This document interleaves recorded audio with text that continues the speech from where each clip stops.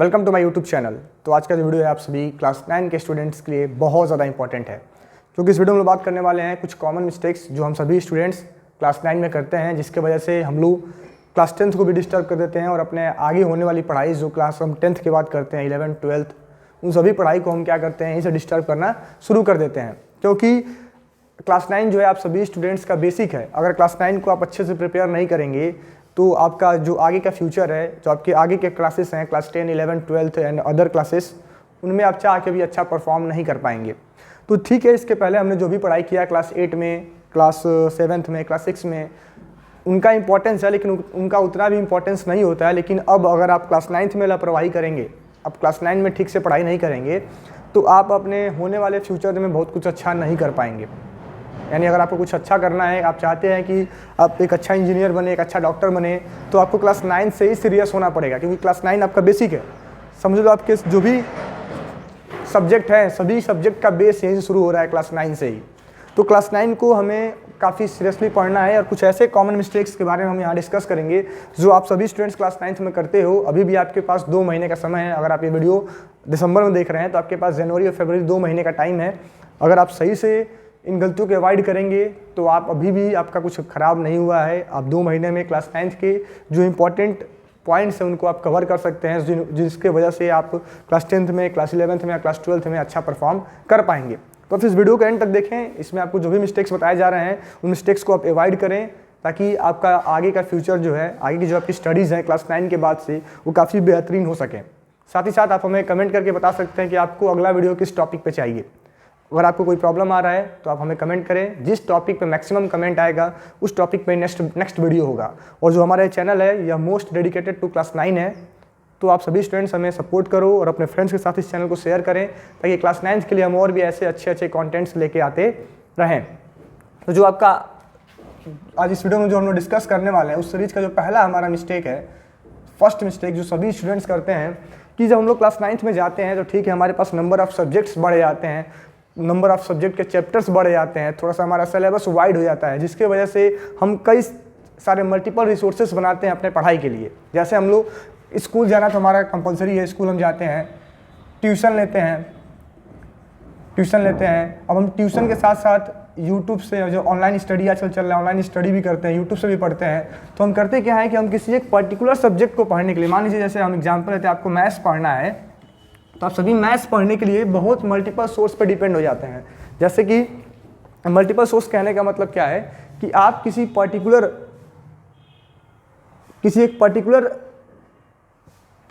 Teacher को नहीं follow करते हैं। जैसे कि आप किसी एक पर्टिकुलर टीचर से नहीं पढ़ाई करते हैं, आप बहुत सारे मैक्सिमम सोर्स पे ध्यान देने लगते हैं कि थोड़ा सा यहाँ से पढ़ लें, थोड़ा सा यूट्यूब से पढ़ लें, थोड़ा हम अपने ट्यूशन टीचर से पढ़ लें, थोड़ा स्कूल से पढ़ लें। आप सब पे लगते हैं दिमाग लगाने। ठीक है, यूट्यूब या फिर ट्यूशन या फिर स्कूल बेकार नहीं है, सब चीज़ काफ़ी बेहतरीन है, लेकिन आपको थोड़ा सा एक सोर्स अपना लिमिटेड करना होगा। यूट्यूब पे भी आप मैक्सिमम चैनल फॉलो करने लगते हैं, ठीक है, आप मैक्सिमम टीचर्स को फॉलो करना शुरू कर देते हैं, मैक्सिमम रिसोर्सेज इकट्ठा करना शुरू कर देते हैं कि थोड़ा ट्रायंगल यहाँ से भी देख लें, ट्रायंगल यहाँ से भी पढ़ लें, ट्रायंगल यहाँ से भी पढ़ लें। इस चक्कर में आप अपने कॉन्सेप्ट को बहुत ज़्यादा डिस्टर्ब कर लेते हैं। आप सिर्फ चैप्टर ही पढ़ते रह जाते हैं, उसको खुद से रिवाइज ही नहीं करते, उसको खुद से समझते ही नहीं हैं। तो आपको पहला मिस्टेक जो यहाँ अवॉइड करना है कि आप 1-2 सोर्स पे ही डिपेंड रहें। जैसे आप यूट्यूब पे किसी एक टीचर को फॉलो करें, हर एक टीचर अपने आप में बेहतरीन पढ़ाते हैं, किसी एक टीचर को ही आप फॉलो करें। ट्यूशन में अगर आप पढ़ रहे हैं कि ट्यूशन में जंप ना मारें कि आज 2 महीने इनके पास पढ़ लिया, 2 महीने उनके पास पढ़ लिया, अगले 2 महीने उनके पास पढ़ लेंगे, ऐसा ना करें। अगर आप कोई ट्यूशन पढ़ रहे हो तो एक टीचर को आप डिसाइड कर लें स्टार्टिंग में, उनके पास टाइम दें, उस टीचर को कम से कम 2-3 महीने का समय दें, उनके पास पढ़ें। ठीक है, आप अपने फ्रेंड्स के चक्कर में पढ़ के ट्यूशन बार बार चेंज ना करें। मल्टीपल सोर्स पे आप ज़्यादा ध्यान देने लगते हैं कि हाँ अच्छी पढ़ाई नहीं हो रही, हम वहाँ चले जाते हैं। ऐसा कुछ नहीं होता है, हर एक टीचर अपने आप में बेहतरीन पढ़ा रहा होता है। आप टाइम तो दो, पहले उनको समझने की कोशिश तो करो। ठीक है, तो आप मैक्सिमम बहुत सारे नंबर ऑफ सोर्सेस ना बनाएं, लिमिटेड सोर्स पे काम करें। ट्यूशन अगर आप जा रहे हो तो एक ही ट्यूशन को फॉलो करो, पूरे क्लास 9th उन्हीं को फॉलो करो। अब ऐसा नहीं कि हम हर महीने ट्यूशन चेंज कर रहे हैं। ठीक है, स्कूल तो मतलब आपका कंपलसरी है, स्कूल के जो टीचर हैं उनसे आप पढ़ाई कर सकते हैं। और अगर आपके स्कूल के टीचर ही आपको अच्छा समझा पा रहे हैं तो आपको कोई अदर सोर्सेज की ज़रूरत नहीं है, आप उनको ही फॉलो करें, आप उनसे ही अपने सॉल्यूशंस को पूछें, उनसे अपने डाउट्स को क्लियर करें। ठीक है, तो मेरा बस यही कहना है कि आप अपने सोर्स को लिमिटेड करें, मैक्सिमम सोर्स पर ध्यान ना दें। ठीक है, देन जो दूसरा सबसे बड़ा मिस्टेक हमारा होता है, हम लोग मैक्सिमम बुक्स बाई करना शुरू कर देते हैं। क्लास 8 तक तो हमारे स्कूल जो हमें प्रोवाइड करता है, जो हमारा स्कूल हमें प्रिस्क्राइब करता है, उसी को हम फॉलो करते हैं। लेकिन क्लास 9 में हम लोग बड़े हो जाते हैं। अब भाई हम बड़े हो गए हैं तो अपना कुछ दिमाग लगाने लगते हैं। अपना दिमाग लगाने के चक्कर में हम क्या करते हैं, कई सारी किताबें खरीद लेते हैं।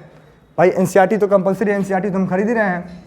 अब एनसीईआरटी के अलावा हमारे किसी फ्रेंड ने आर एस अग्रवाल खरीदा मैथमेटिक्स के लिए, तो हमने आर एस अग्रवाल भी खरीद लिया। अब हमारे किसी दूसरे फ्रेंड ने आर डी शर्मा ले लिया, तो हम चल के आर डी शर्मा भी जाके लेते हैं। तो हम क्या किए कि हमें पढ़ना मैथमेटिक्स ही है, हमें पढ़ना साइंस ही है, सभी बुक्स में वही कॉन्सेप्ट दिया गया है, लेकिन हमने बहुत सारा सोर्स इकट्ठा कर लिया।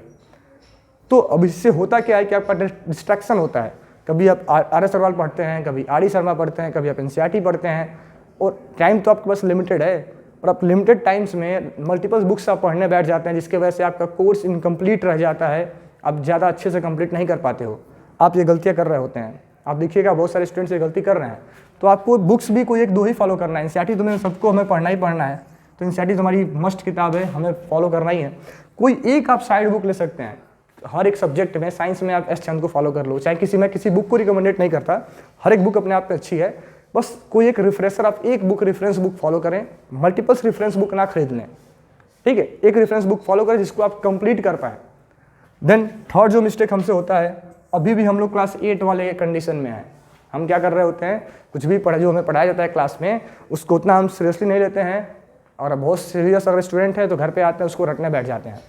हमारे क्लास में कुछ क्वेश्चन आंसर लिखवाए गए, हम घर पे आएंगे उनको रटना शुरू कर देंगे, उनका मतलब हम समझेंगे नहीं, ठीक है। क्लास 8 में हम छोटे थे, क्लास 7 में हम छोटे थे, क्लास 6 में हम छोटे थे, हमें जो अच्छा लगा हम कर रहे थे। लेकिन अब क्लास 9 में थोड़ा सा अपने आप को आपको चेंज करना होगा, अपने पढ़ाई को आपको बदलना होगा, क्योंकि आप अगले साल आपको नेक्स्ट ईयर आपको बोर्ड एग्जाम देना है। अभी आपको अपना एनुअल एग्जाम देना है, जिसमें कुछ क्वेश्चन आपसे ऐसे पूछे जाएंगे जो कॉन्सेप्ट बेस्ड होंगे, जिनको आप बुक अपने नोट्स को रट के, अपने स्कूल के टीचर को के क्वेश्चन आंसर को रट के नहीं सॉल्व कर पाएंगे। तो मेरा कहने का मतलब क्या है कि अब आपको रटना छोड़ना होगा, अब आपको कॉन्सेप्ट समझना होगा। रटना कोई बहुत बेकार चीज़ नहीं है, अच्छा आदत है, लेकिन जो भी आप अगर किसी चीज़ को रट रहे हैं तो उसको समझ के रटें। ऐसा नहीं कि बस हम बुक खोले, क्वेश्चन आंसर अपनी कॉपी ओपन किए, क्वेश्चन आंसर को पढ़ना हमने शुरू कर दिया, उस क्वेश्चन का एक्चुअल मतलब क्या है हमें पता ही नहीं है कि व्हाट इज केमिकल रिएक्शन। बस हम केमिकल रिएक्शन का डिफिनेशन याद कर लिए, केमिकल रिएक्शन होता क्या हमें पता ही नहीं है। ऐसा अब पढ़ाई आप कर रहे हो तो ये अच्छी बात नहीं है, क्योंकि आगे आप बड़े क्लास में जाने वाले हो, आपको कॉन्सेप्ट पता होना चाहिए।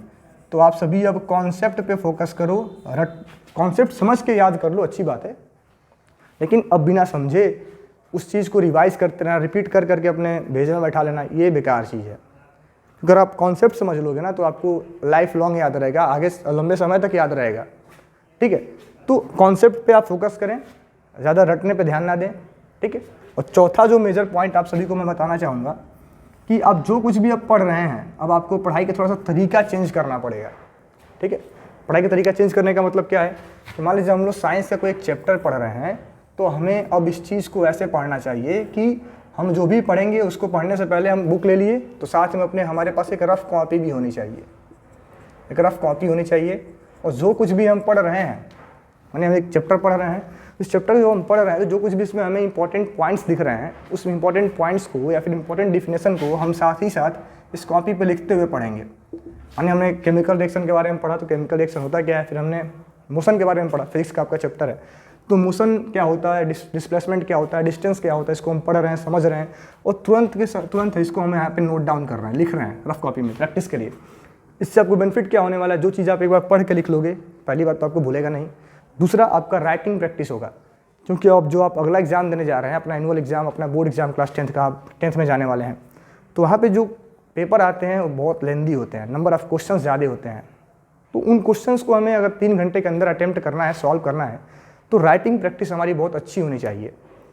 तो आपका 2 तरीके से हेल्प करता है। एक तो आप जो चीज़ पढ़ के लिख लोगे भूलेगा नहीं, कि आप किसी से पूछ लेना, जो लोग भी पढ़ के लिखते हैं उनको भूलता नहीं है, ऐसा मैं भी करता था, ठीक है।